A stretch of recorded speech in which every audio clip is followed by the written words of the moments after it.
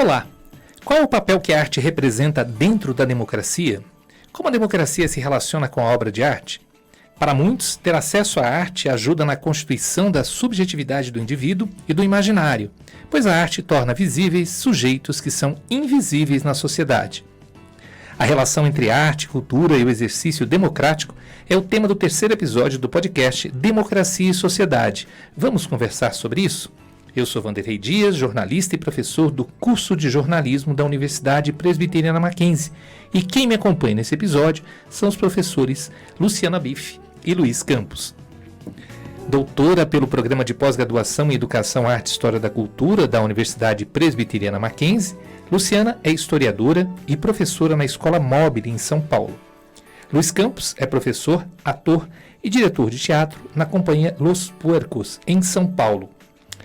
Olá, Luciana. Olá, Luiz. Sejam bem-vindos aqui ao nosso terceiro episódio desse podcast, que está bem gostoso e bem agradável também. Olá Luiz, olá Vanderlei, olá a todos. Olá. Prazer estar aqui. Obrigado, gente. Eu vou começar com uma pergunta que estava aqui no texto de abertura, né? Começo com você, Luciana. Qual o papel que a arte representa dentro da democracia? Essa é uma pergunta difícil, mas eu acho que a gente pode começar fazendo algumas associações. Quando a gente pensa no exercício democrático, existem duas questões que são muito importantes. A primeira é que a democracia ela é, em si, conflituosa. E um segundo ponto é a relação da democracia com a liberdade e o valor da liberdade. Tendo em vista que isso são premissas, são valores de qualquer exercício democrático, e pensando que a arte ela precisa de liberdade para existir, para ser produzida, para que exista, para que ela exista, né? Eu acho que esse é o primeiro link, a partir desses dois conceitos. Mesma pergunta que eu fiz para o Luciano, faço para você, Luiz. Qual é o papel que a arte representa dentro da democracia? Bom, eu acho que, primeiro, a arte ela tem um papel fundamental, que é nos acompanhar enquanto movimento histórico, né? Enquanto sociedade, a gente faz um reflexo. Então, a arte, ela, de certa forma, ela chega a ser um reflexo do que vivemos, né? Do que sentimos, é a expressão. Então, você está se expressando, né, de acordo com o seu momento histórico.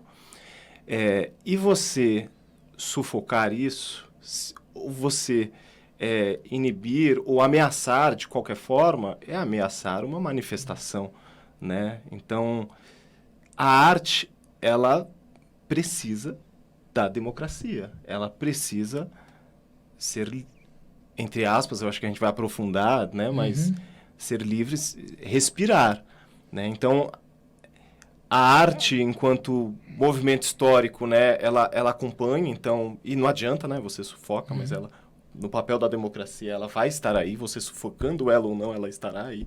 O que vai mudar é a força, é a intensidade com que a arte vai vir. Mas uma democracia, eu acho que a gente consegue sentir nas suas políticas públicas, nas suas políticas culturais, como é que está a democracia do seu país, basta dar uma olhada para isso. Aí você vê se a democracia, né, está funcionando ou não. Eu vou pegar dois ganchos, tanto da Luciana quanto seu, para fazer essa questão. A Luciana falou em liberdade, né? A gente falou na questão que a arte funciona com a liberdade e tal. E você falou, para esse funcionamento dar certo, né, a democracia é fundamental. Mas em governos autoritários, a arte não pode funcionar ou ela funciona? Ou alguns aspectos dela podem funcionar? Pode. Eu queria só fazer um complemento, porque eu tenho uma frase de uma artista que é a Toni Morrison. E eu acho que ela tirou isso do Brecht. Ela fala o seguinte, ela fala que em tempos de crise, principalmente em tempos de crise política, é quando o artista mais tem que trabalhar. Só para reforçar a sua fala. E em relação à sua pergunta, sim, é claro, a arte pode se servir de uma política autoritária, uma política totalitária e ela pode servir em prol desse tipo de governo. Mas eu acho que a gente entra aí em campos que são dos usos da linguagem e dos usos da arte. E aí eu queria trazer um exemplo de um artista contemporâneo que é o Ai Weiwei. Ele é muito famoso, fotógrafo, provavelmente vocês já devem ter visto alguma coisa dele no Instagram ou em algum museu de arte contemporânea, e ele faz a crítica. Então, por mais que exista obras que sejam produzidas em prol desse governo, que vão incentivar, e isso também a gente sabe que historicamente aconteceu no governo, na ditadura totalitária nazista. A gente sabe que isso também aconteceu, principalmente em produção de filme, produção de propaganda, produção de cartaz, para servir a esse Estado. Mas a arte, ela vai florescer nesse contexto de várias formas. E aí a gente pode entrar nessa discussão do uso da arte e de que a arte também, ela é produzida e ela é subjetiva e que não necessariamente ela vai ter essa questão política ou sempre de crítica ou ela vai ser sempre politizada, que eu acho que a gente vai conversar sobre isso depois, mas eu acho que a questão é o uso, né, da arte e da linguagem. Você falou da questão do totalitarismo, quando ele utiliza, né, da arte para se favorecer e para divulgar, tanto isso no cinema foi muito bem utilizado, né, pelo Hitler e tal. Agora, quando a gente pensa, vou pegar aqui o Luiz, que é de teatro, quando a gente pensa que eu cresci num regime militar, né, onde a gente, sempre que algumas pessoas perguntam, brincam, né, mas não teve nada de bom no governo militar? Sim, teve o Chico Buarque, né, teve o Chico Buarque. A gente, e tem um certo, eu não diria saudosismo, mas uma coisa de falar, puxa, parece-me que naquela época a música brasileira, o teatro brasileiro, eu nem vou dizer o cinema, porque o cinema brasileiro evoluiu bastante, era mais fundamental, era mais importante, parece que era mais significativo do que agora. Ou pelo menos assim, não foi sufocado, ou não se deixou sufocar pelo regime. Então também tem essa questão do totalitarismo se fazer, utilizar isso, né, utilizar a arte, mas ela driblar esse totalitarismo para poder sobreviver. Eu queria que você falasse um pouquinho sobre isso, Luiz, principalmente em relação ao teatro, por exemplo. Isso, né, a gente tem muito aí na ditadura civil-militar, né, em 64 a gente viu muito isso, 68 foi a época mais dura por conta do AI-5. Nós vimos muitos coletivos teatrais dando resposta a esse regime ditatorial. Então, pegando esse seu gancho, a gente vê movimentos muito interessantes. Te vê artistas ou espetáculos que você fala, uau, né? É uma denúncia, mas que também, por exemplo, eu estou na companhia, a minha companhia, a Los Puercos, ela faz ela nasce no impedimento da presidenta Dilma Rousseff, então a gente já tem respostas ali, a gente está dialogando com aquele movimento, a gente está denunciando aquele movimento. Evidente que eu acho que quanto mais você sufoca, mais o contraponto, mais o lance da sobrevivência, tanto do exílio quanto fugir, mas também uma resposta artística à altura, eu acho que você, né, então quanto mais você sufoca, né, no sentido literal mesmo, quanto mais você poda, mais a gente nasce por outras brechas, por outros concretos. Nós vamos onde tem uma brechinha, a gente vai nascendo para escancarar. Então, a gente tem aí, acho que a gente pode, né, tirar lindas, grandes coisas com o movimento ditatorial, né?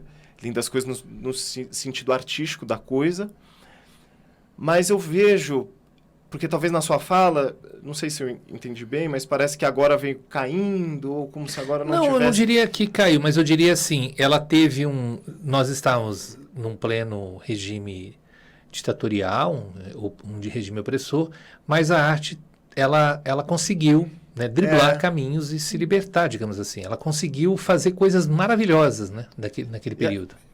E ela consegue sempre, assim. Eu inclusive, estava agora com o curso de licenciatura e bacharel do pessoal da Unesp. Estou falando justamente desse período, né? Nós vemos 64 a 68, a quantidade de obras, né, que se falam, né, sobre que escancaram o que estava acontecendo é, assim, surreal. Teatro de Arena, o CPC, o Grupo Decisão, o próprio Oficina. Estava ali numa movimentação Guarnieri muito, muito forte com relação àquele regime. 68 começa a ter uma diminuição. Década de 70 começa a surgir outros que dizem croquetes, né? Um movimento totalmente visual, né? Transgressor, que vai para um outro e você, como é que nasceu isso, né? Dizem croquetes, um coletivo, né? Homens todos naquele período todos, né, transvestidos, ninguém sabia, andrógenos. Não falava diretamente, né? Não escancarava, mas em contraponto estava nascendo aí um outro movimento de respiro, eles estavam querendo comunicar. Então, eu acho que nesse sentido, sim, né? Eu acho que nunca, eu acho que é impossível. É impossível, por mais que tenha, eu acho que vai ter nos porões, pode encher de militar, encher de, sei lá, fascista, mas vai ter a arte, vai estar falando, vai juntar 3, 4 pessoas, vai estar nascendo um coletivo. E é através da arte, porque outros espaços a gente não cabe. É na música que vai caber, é no teatro que vai caber, é no cinema. Às vezes uma cena, um fragmento, é num quadro que depois você vai entender.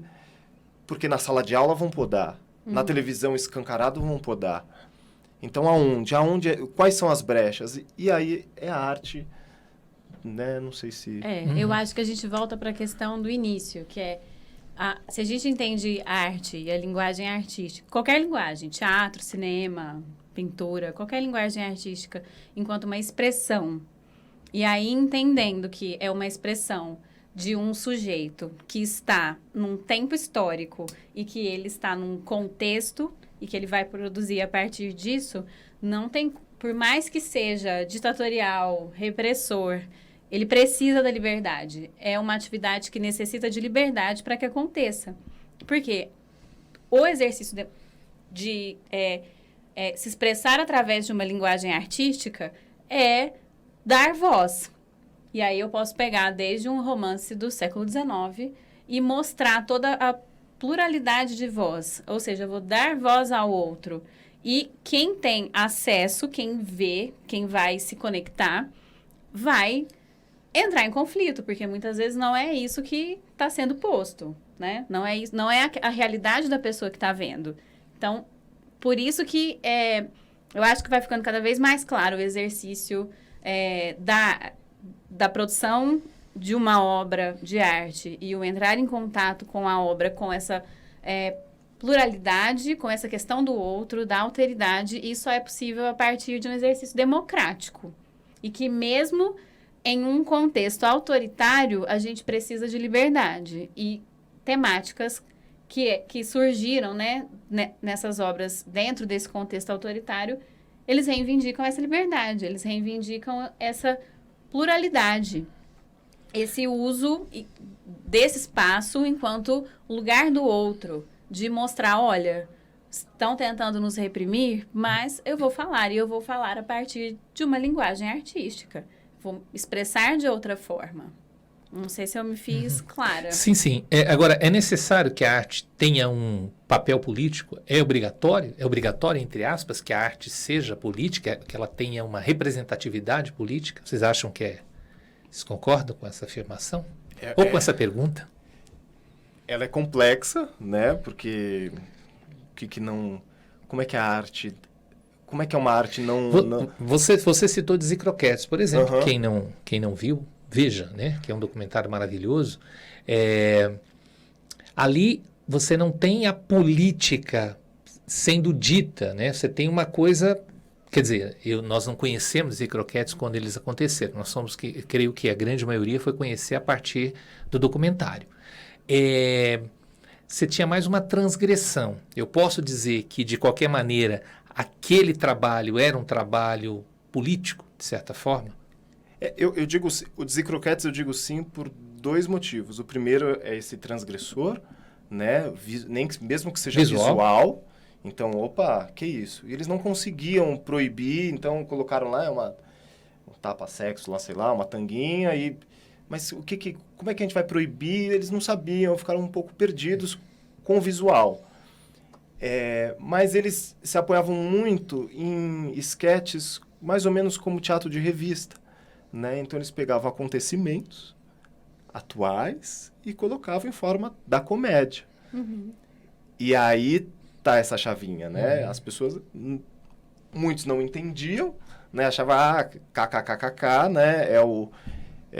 Davam risada deles mesmos, e outros sacavam e, isso é... Mas eles colocavam situações, eles se apoiavam muito ali, no estilo teatro, né?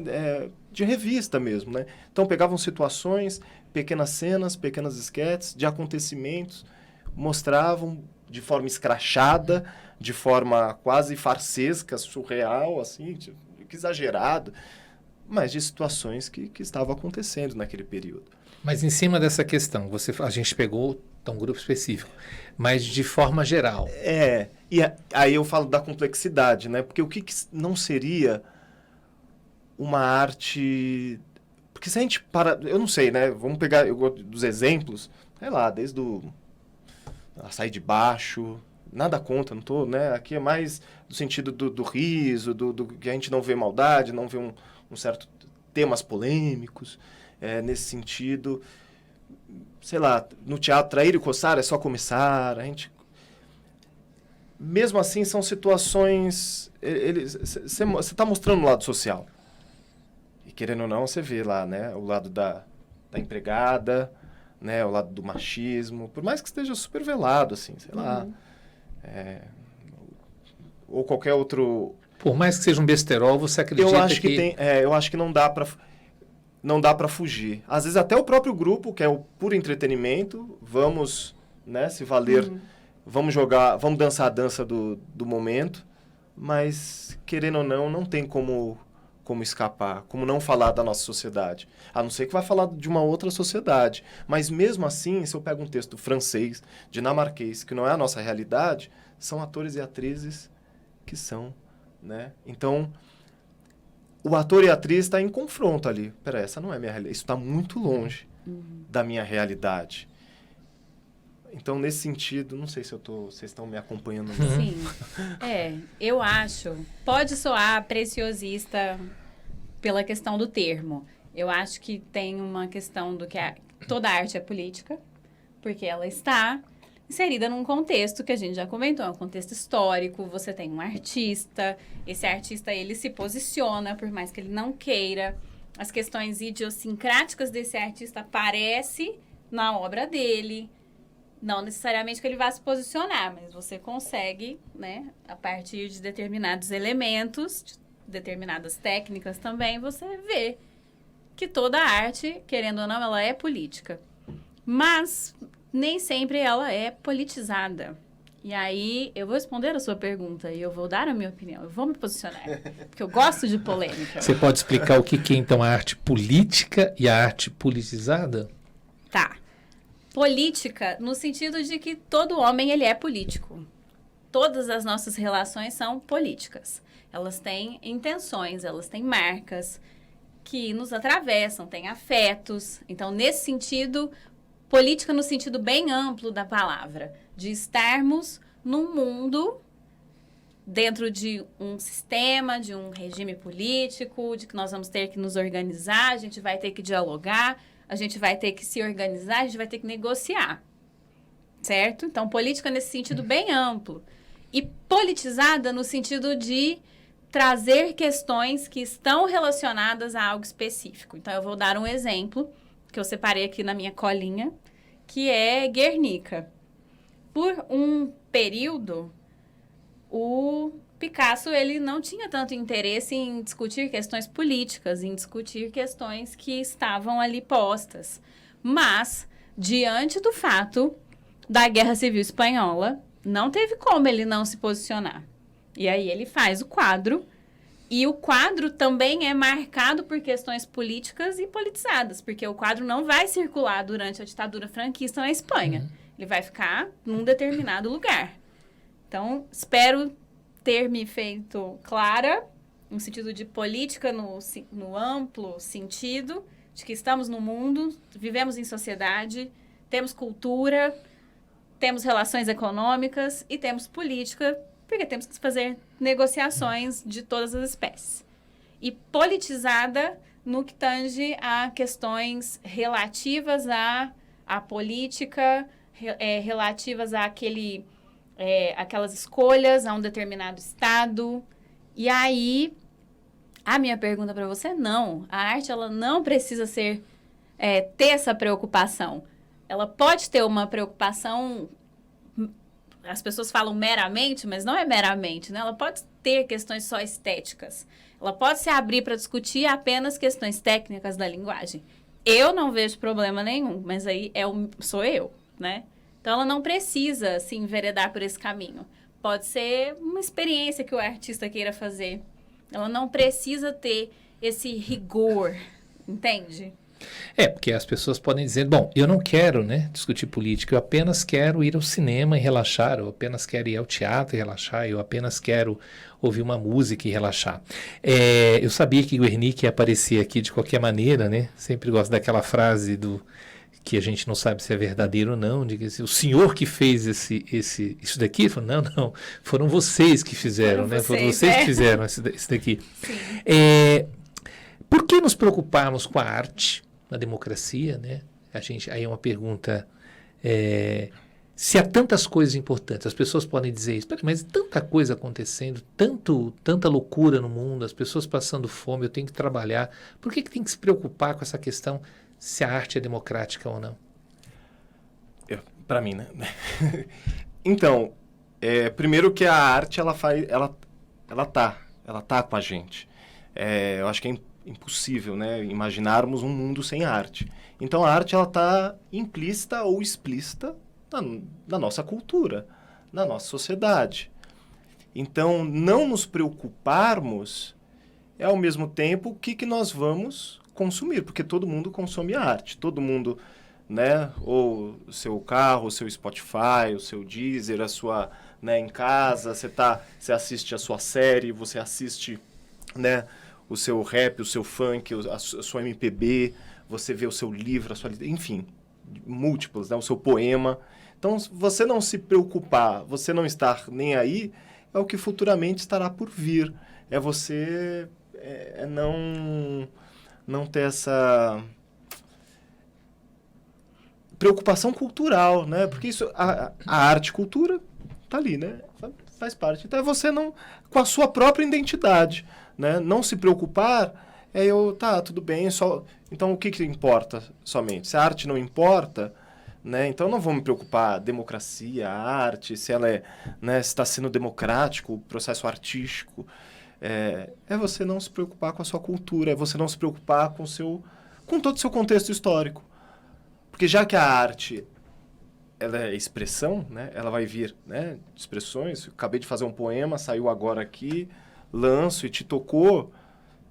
Se eu estou sendo sarciado disso, de alguma maneira isso está me sendo, né, por meios explícitos ou implícitos, o governo, né, me corta ali, eu simplesmente não lavo minhas mãos e, enfim, o retorno nosso com a nossa cultura é perigoso. Vocês acham que a arte deve ter o governo tem que ter uma importância, um papel importante relacionado à arte e à cultura, ou deve ser uma coisa sem envolvimento governamental? Eu posso até teve um movimento Arte contra a Barbárie na década de 90, quando acabou o período ditatorial civil-militar, né, essa transição, lançou a Lei Rouanet. A Lei Rouanet, né, para todo mundo falar uma porção de bobagem sobre a Lei Rouanet, mas a Lei Rouanet, na verdade, como ela, nem sei, agora teve umas mudanças, né, nesse governo, mas não sei como está agora.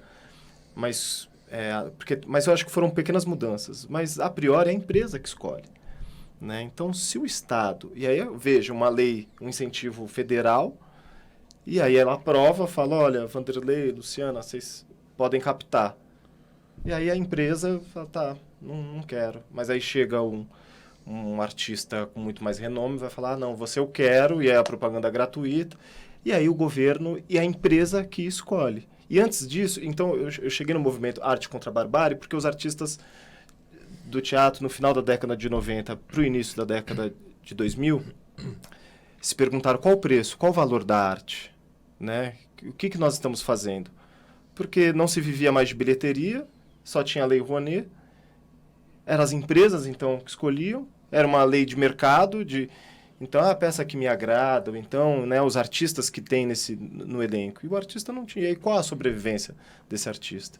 E aí se começou a ser implantadas leis de incentivo à cultura na cidade de São Paulo, né, que é a Lei de Fomento, o Prêmio Zé Renato. Aí tem alguns que é o Estado, né, financiando, né, obras teatrais, mas não para produção final, né, é mais para a pesquisa. Então, toma o grupo, você venceu esse edital, e tem aí o lance né, desse valor para você pesquisar. Não importa quem está no elenco, não está, é para o grupo pesquisar, né, para os grupos teatrais pesquisarem. E se não tiver interferência do Estado, quem vai dominar é o mercado. E qual é o interesse do mercado? Ganhar né? mais dinheiro. Exato. Então, aí vai ter outro... Qual o projeto que ele vai escolher? Se eu quiser falar sobre um tema, não sei, né? Bom, mas eu... Não sei se... Não, eu queria retomar a sua pergunta, porque eu achei ela muito... Como eu vou dizer isso sem ser indelicada? A sua pergunta sobre a questão da arte, né? Uhum. Ela é muito difícil, muito espinhosa, né? E quando a gente pensa se a gente... É óbvio que a gente tem muitas coisas para fazer, além de se preocupar com a arte. Mas, vamos voltar 2 anos atrás, em 2020, quando explodiu a pandemia do coronavírus. O que a gente fez? O que a gente fez, além de ficar trancado em casa? Quem pôde, né? Ficar trancado em casa, quem conseguiu. A gente voltou para a obra de arte. A gente foi ver live do Caetano no Multishow. A gente foi, não sei, às vezes... Teatro também? A gente foi ver teatro no YouTube. A gente foi ver filme. A gente viu uma série de coisas. A gente revisitou. A gente foi, né, ler. A gente foi atrás. Porque é algo que faz parte. Isso tá na nossa subjetividade. A gente vai entender a gente enquanto indivíduo, enquanto sociedade, a partir disso, a partir da arte. Deixa eu refazer, então, a minha pergunta. É uma necessidade básica do cidadão? Eu acho que é uma necessidade básica, porque é a forma da gente se expressar. E aí a gente entra em contato com o outro a partir da arte, né? E com relação ao Estado e ter essa interferência, eu não sei se no quesito temática cabe essa interferência. Mas, no sentido de financiamento, eu acho que é muito pouco provável que a gente, um dia, que a gente consiga ter uma produção artística 100% no âmbito do privado. No mínimo, a formação, pelo menos. Eu acho que, além da formação, a Rosângela, no livro dela sobre o Antônio Fagundes, ela vai trazer o exemplo de como o Antônio Fagundes, ele lida com essas questões e essa... É quase como uma coparticipação, digamos assim. Rosângela Patriota. Rosângela Patriota, isso. É uma participação público-privado, né? E aí a gente tem uma outra questão para pensar, que é a lógica do mercado e do artista, né? Quem chama o público, né? E uma questão de valor. Quem pode pagar, quem tem acesso, quem vai conseguir ver aquela peça, ver aquele filme... Como isso vai circular, como vai ser a questão da divulgação. Todas essas são questões importantes. E aí, acho que eu já falei demais, mas tem um outro exemplo que é a Ancine e a importância dela para a produção de filmes brasileiros. É isso. Sabiam que a gente já chegou ao tempo? Já deu tempo da gente? Eu queria agradecer demais, Luciana, queria agradecer demais, Luiz. É um assunto muito gostoso e é bastante polêmico também. Acho que dá para desenvolver outras, a partir dele, desenvolver tentáculos aí em relação a essa temática da democracia. Esse é o 3º episódio do podcast, né? A gente se vê no próximo episódio, Democracia e Sociedade. Hoje discutimos a relação entre arte, cultura e o exercício democrático. Democracia e sociedade. Vamos conversar sobre isso? Até o próximo episódio.